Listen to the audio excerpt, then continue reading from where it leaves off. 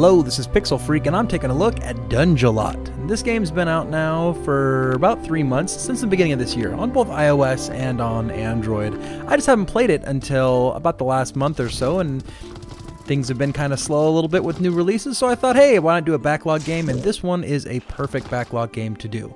So Dungelot is a roguelike dungeon crawler, and this is almost like a puzzle minesweeper type of game, and then it's mixed in with a bunch of RPG elements. And what you do is you pick a character in the character selection screen. In the very beginning of the game, you're only given about 3 choices. You have a paladin, a vampire, and then this brewmaster dwarf. Later on, you're able to also unlock a alchemist girl and an assassin, but you have to go so far into the dungeon in order to unlock them.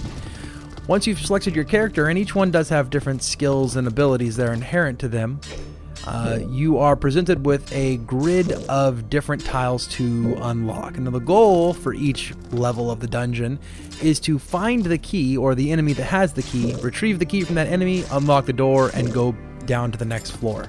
However, if you clear out all of the tiles on that particular floor of the dungeon, you get a bonus of coins, and in a lot of dungeons there are extra items and quests and different things that you can find that will assist you in maximizing your efficiency in clearing out the dungeon.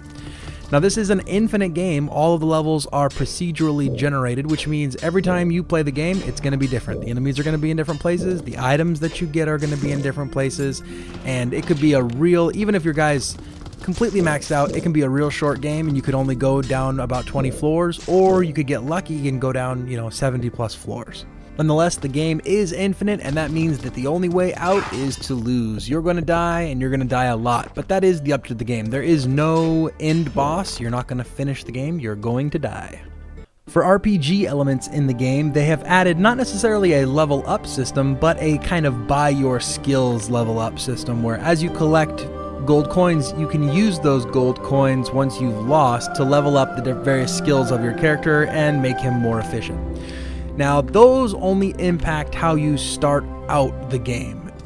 In each playthrough, you'll actually come across many accessories and spells and augments that will increase your damage that only last for that particular game. So your luck kind of plays a piece into it as to, if you find a whole bunch of level ups for your weapons and all of a sudden you're killing everything in one hit, that could be a fortunate game. Or if you just find a particularly good set of accessories that help you get all the way down to, say, level 50 or 60, that can also be very fortunate. Or you could just, have really bad luck and not find any additional items to augment your weapons, and you're only going to go down a few floors. So as you proceed down the dungeon, you'll run into more and more monsters, and they'll be of increasing difficulty. You'll at first run into just skeletons, but soon you're running into like zombies and goblins and big ogres and all kinds of stuff. There's something like 20 different monsters in the game, and as you're presented with them, they kind of give you this little bio of each enemy, and they tell you what their special ability is, and any weaknesses or special attacks that they have. There's also a number of special NPCs in the game. Like there's, for instance, a warrior that will take a few hits for you in your stead, at least. And there's a fire magician that will come in and attack all the enemies on the screen.